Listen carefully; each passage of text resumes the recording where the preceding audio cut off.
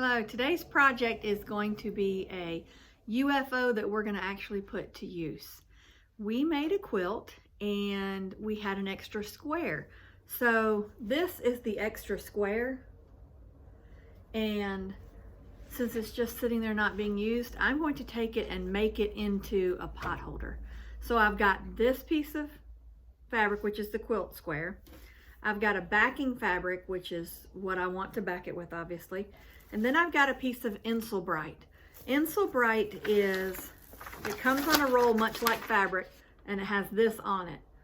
And it is a piece that you put in between a pot holder or a hand mitt for the oven, that kind of thing for the heat.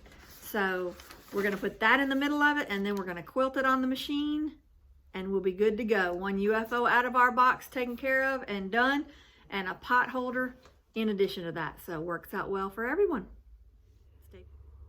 Now we're going to take our quilt square that we'd made and we're going to iron it flat.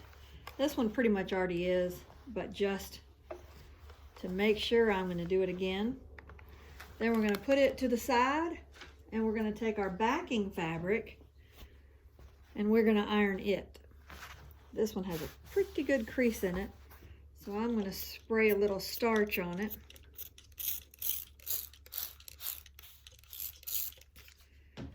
And then iron this flat.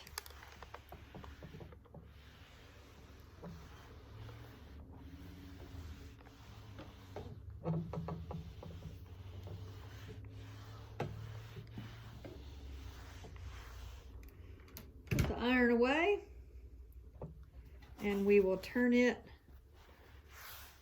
right side down. We'll take this Insulbrite and lay it in the middle of that. Then we'll take our quilt square and we'll lay it in the middle of that. And then I'm going to pin it. I'm not going to pin a whole lot because, well, it doesn't really need a whole lot. It's a small project. So I'm going to start with pinning the corners.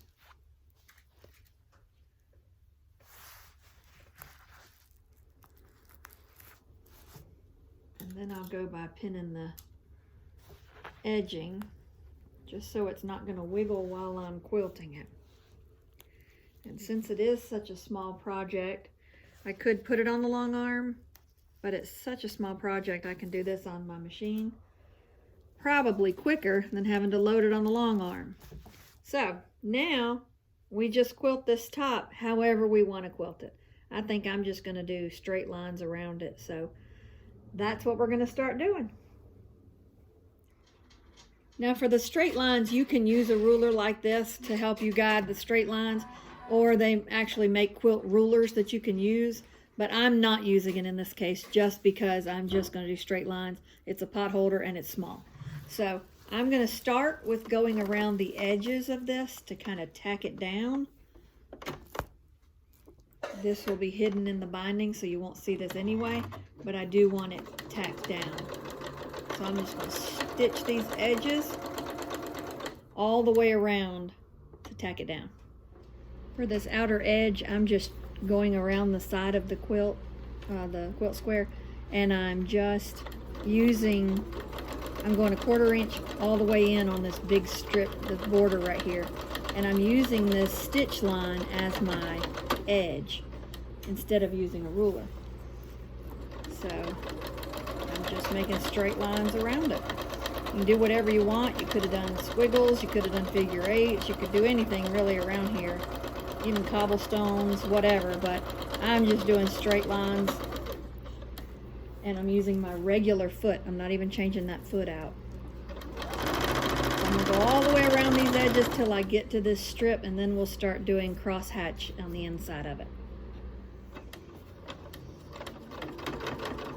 I'm just going along these lines and just going straight across to crosshatch. Like I said, there's a multitude of designs you could do on this, but I'm just doing straight across. And you can keep it going and go another direction, but I want my back just to be straight lines across it, so I'm cutting at each row.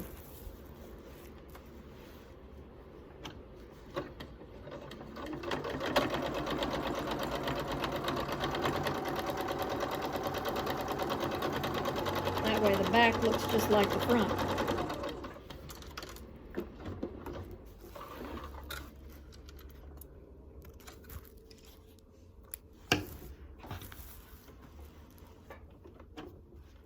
This is my last row this direction.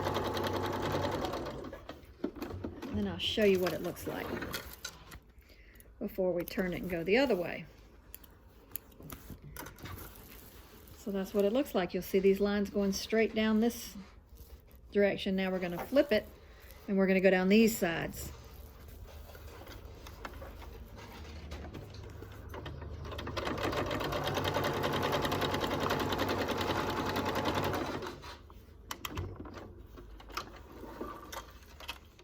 I'm going to do this all the way to the other side. Now that we've sewn it, we're going to go around it and trim it down so that we can bind it. And after I got to see the look of it, I decided I liked it so much. I don't know that I'm making a hot pad with it. I think I'm going to frame it because I think it's just too cute. And we've got some wall space here at the shop that is real thin above shelves. Not a whole lot of space to put anything big. And this would look cute on that wall. So that's what we're going to do. So we've got the piece trimmed down. We've got the back. I got to trim some strings, but look how cute the back looks. Not only does the front look good, the back looks good. So now we're going to trim those pieces down and we're going to bind it. I'm going to use the same fabric for my binding. So I am going to cut the strips 2.5 inches wide for my binding. And I don't have a lot of this fabric left, so I'm just going to use this little strip that I've got and cut several pieces of it to make my binding. And I'm going to do it 2.5 inches wide. And because it's not a big piece, I'm going to have to do several strips.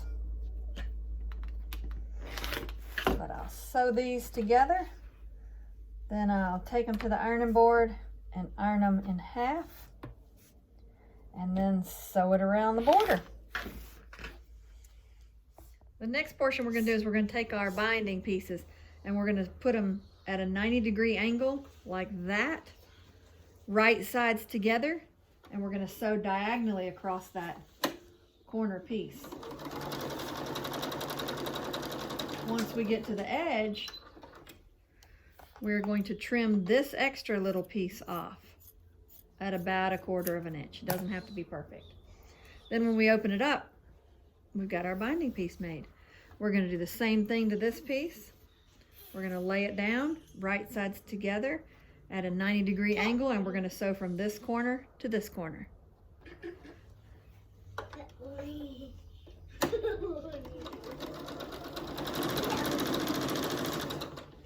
Then we're going to take it out again.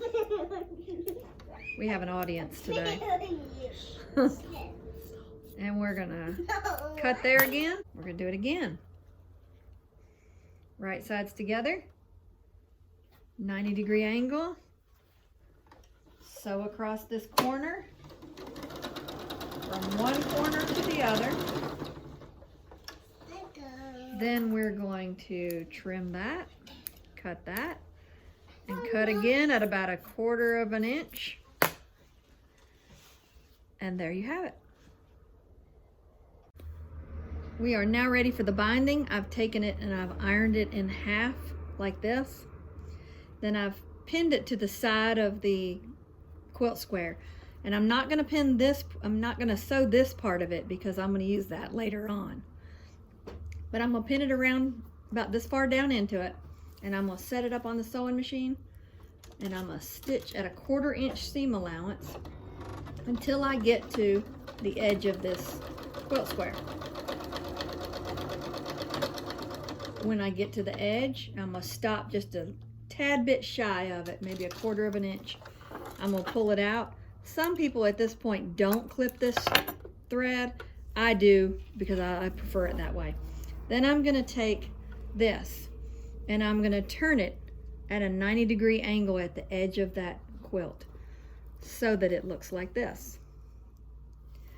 Then I'm going to hold my fingers at the edge of the quilt and I'm going to flip it back over my hand and hold it down so that it now looks like this.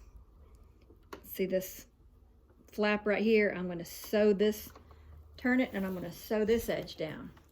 And I'm going to start at the very edge of this one at 1/4 of an inch to lock that stitch in. I'm going to hold it to 1/4 inch around the whole quilt. And I'm going to do the same thing at this very next edge. I'm going to stop just shy of the corner, maybe 1/4 of an inch in, or even a little bit less. I'm going to pull it out, clip my threads without clipping my finger, flip it over the top of the quilt at the 90-degree angle so it looks like that. Hold my fingers on it, flip it over my hand, take my other hand, hold it down. Then I've got it just like it looked before. I still got that triangle little piece. I'm going to turn it and I'm going to sew that down from the edge of the quilt at 1/4 of an inch again, all the way down this side.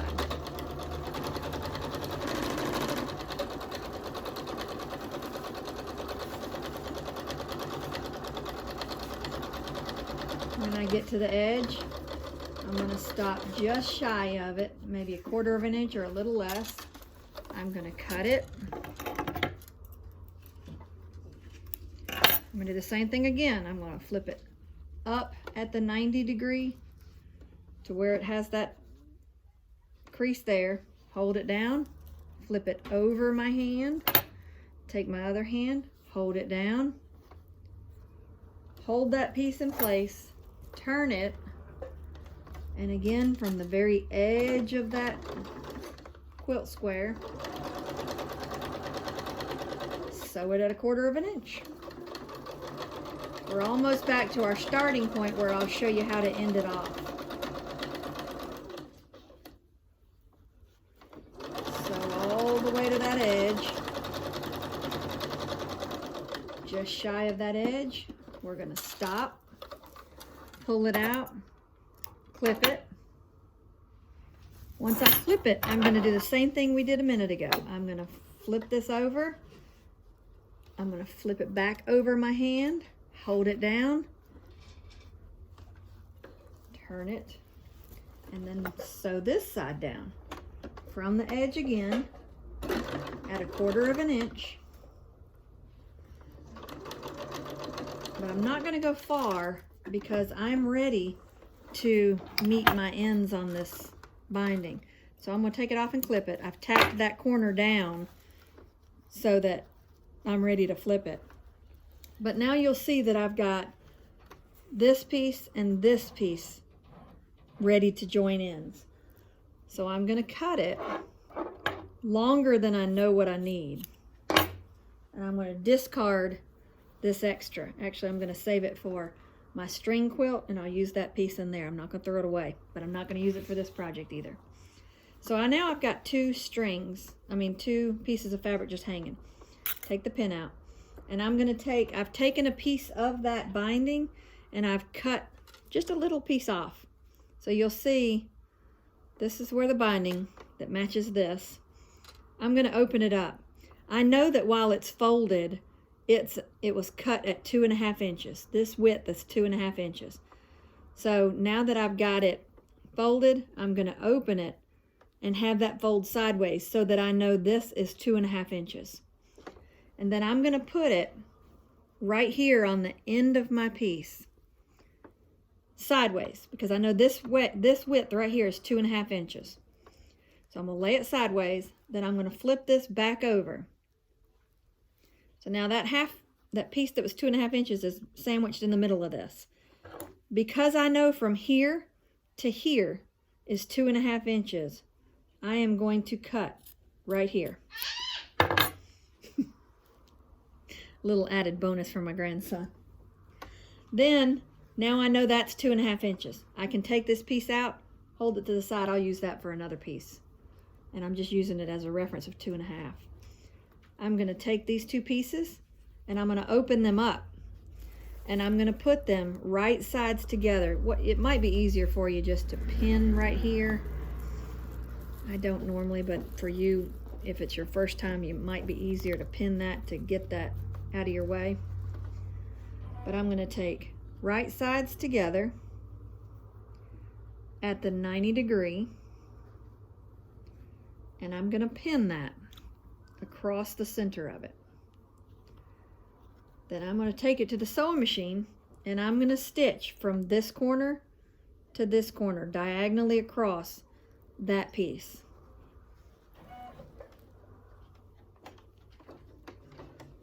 And I'm just stitching a straight line across that piece.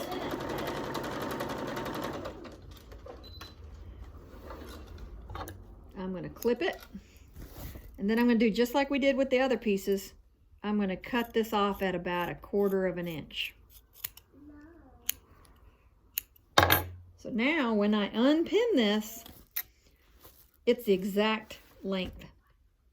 And that's the easiest way to join your binding and know that you're not going to have excess. Then I'm going to stitch where I didn't stitch the 1/4 inch. I'm going to go ahead and stitch that 1/4 inch to tack that side of the binding down.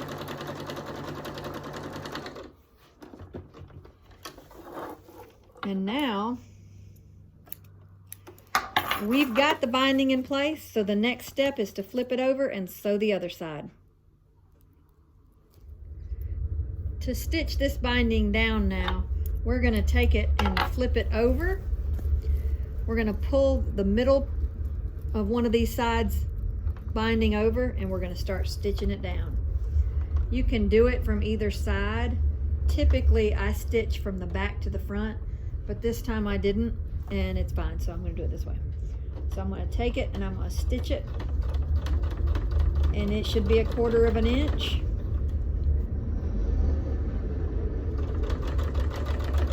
Sew it down till I get close to the corner, about right here.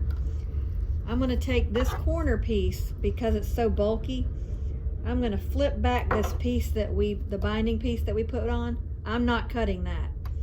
I'm going to hold that back, and I'm going to take this corner piece and I'm going to diagonally cut across a little bit of it. I don't want to cut into the stitching, but I want to cut a little of that bulk out. So I'm going to flip this back now. Flip this binding over it, lay it down, take this binding and pull it out. Now I've got this 90-degree angle right here. I'm going to flip it back, and it should meet where that corner of that binding is. So I'm going to stitch it. I'm going to hold it down until it stitches it. Put my foot up, turn this, hold it down on this side, put my foot back down, and start stitching again. And I'll show you that corner in just a second. Then I'm going to keep going down at 1/4 inch. Keep pulling the binding from the front to the back. You don't want to pull it too much because you want it even on both sides.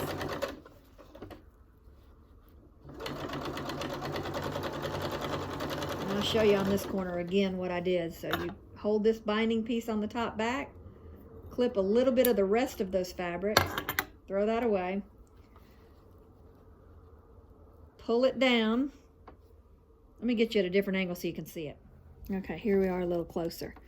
I'm going to take it, and I've got this 90-degree angle right here. See that?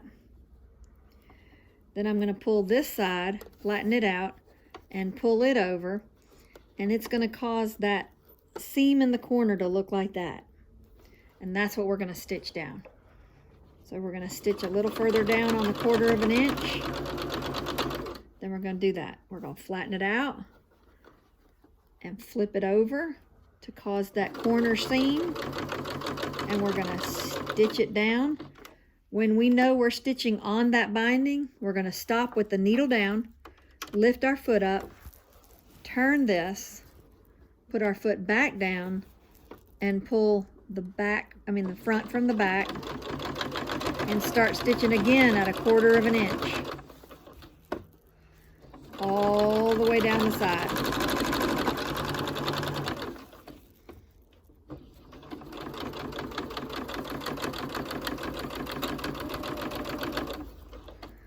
Here we are coming on this corner again. We're going to stitch, pull this binding back, clip that corner again, throw that away, then flip this binding back to the back of the quilt. We've got that angle again over here.